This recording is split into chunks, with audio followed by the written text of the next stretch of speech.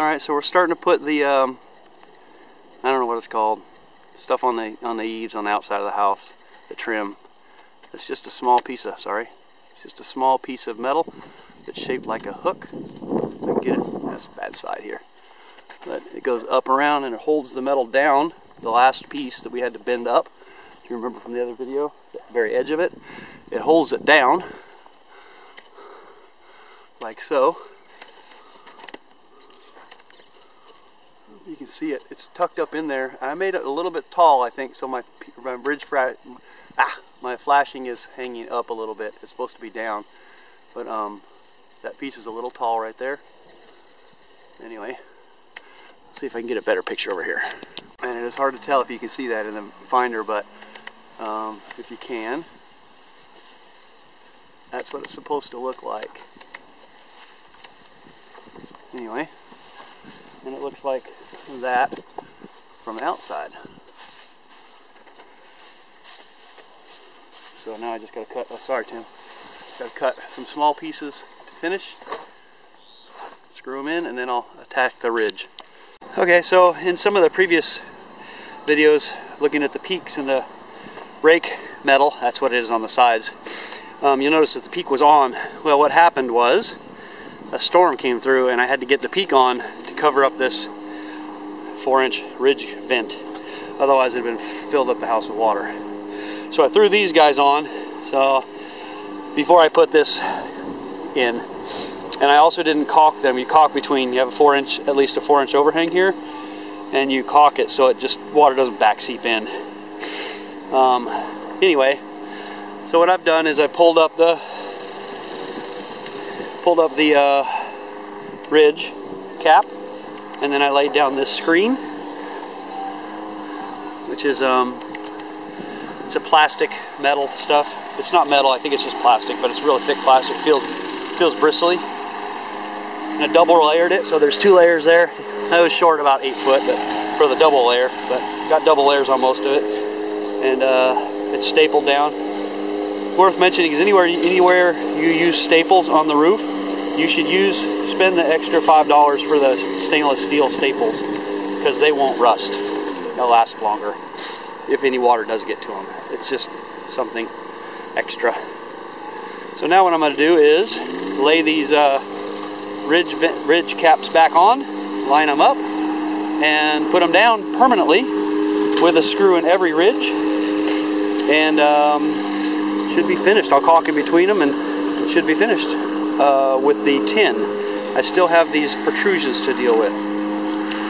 Alright, so we've got one ridge on properly. Well, not totally. I've got screws every other ridge. We'll go back and put them every ridge. But apply the silicone in between, because you got a 4-inch overhang here. So the next piece will overlay that. Now, I forgot to mention, you're caulking this where you cut the, don't touch that stuff, where you cut the tin to bend it up.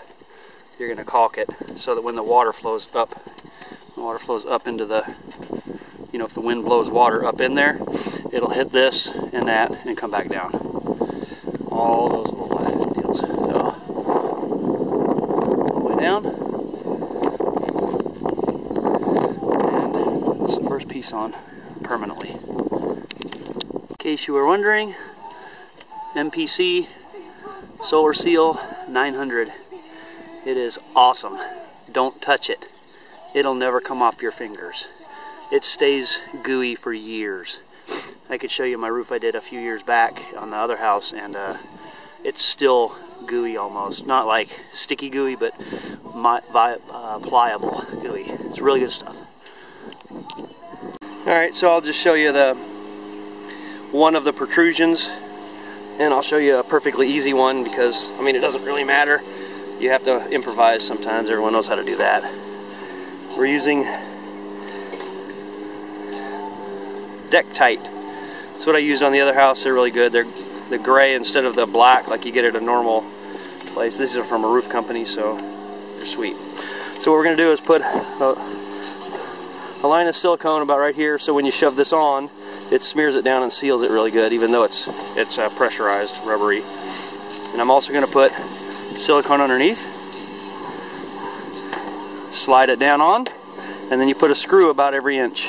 So I just do in corners, and then sectors, and that, you know. Anyway, we'll see if I can do this.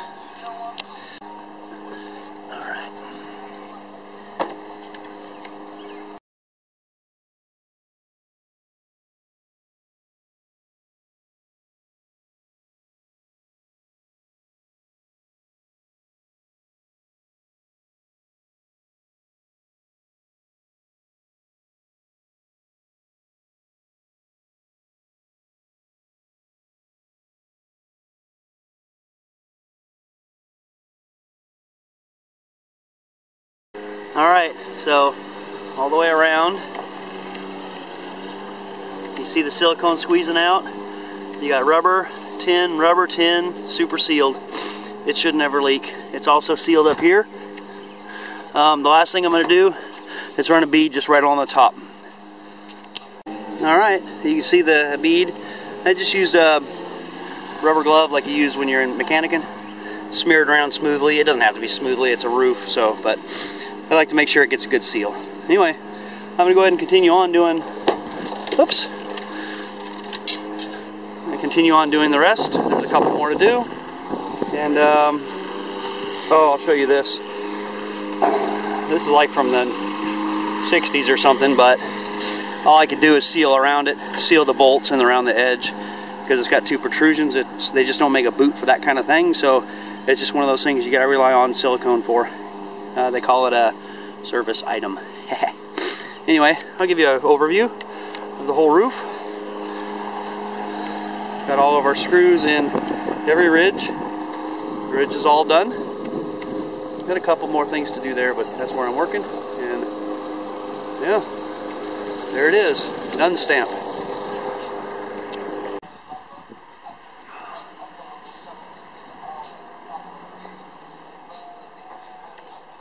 Happy, looking good. Well, roof is done. All the protrusions are done. Now I just need to put a little paint in. I'm gonna do a lighter gray, white trim. I think it'll be pretty. This is the back.